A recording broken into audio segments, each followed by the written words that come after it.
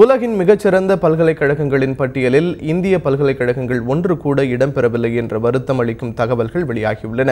அது பற்றிய ஒரு செய்தி தொகுப்பை இப்போது பார்க்கலாம்.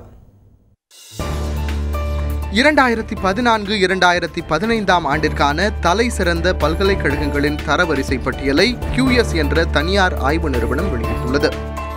தொடர்ச்சியாக மூன்றாவது முறையாக அமெரிக்காவின் மாசாசூசெட்ஸ் தொழில்நுட்ப கல்வி நிறுவனம் முதலிடத்தை பிடித்துள்ளது.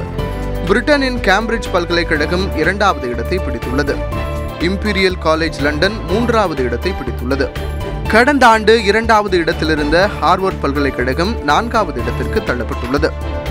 இந்திய பல்கலைக்கழகங்களை பொறுத்தவரையில் கடந்த ஆண்டு 222வது இடத்தை பிடித்திருந்த டெல்லி IIT தற்போது 235வது இடத்திற்கு தள்ளப்பட்டுள்ளது.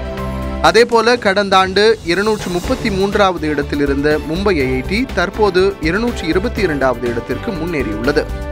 கடந்த ஆண்டு 312வது இடத்தில் இருந்த சென்னை IIT 322வது இடத்திற்கு தள்ளப்பட்டுள்ளது. இந்தியாவில் பெரும்பான்மையான உயர்கல்வி நிறுவனங்களில் பாடம் புகட்ட வேண்டியது மட்டுமே ஆசிரியர்களின் கடமையாக உள்ளது. ஆனால் அவர்கள் மாணவர்களை ஆராய்ச்சிகளில் ஈடுபடுவதை அனுமதிப்பதற்கும் ஊக்குவிப்பதற்கும் கல்வி கட்டமைப்பில் இடமில்லை என்றும், இந்த நிலை மாறினால்தான் உலகத்தரம் வாய்ந்த கல்வி நிறுவனங்களை இந்தியாவால் உருவாக்க முடியும் என்றும் கல்வியாளர்கள் தெரிவிக்கின்றனர்.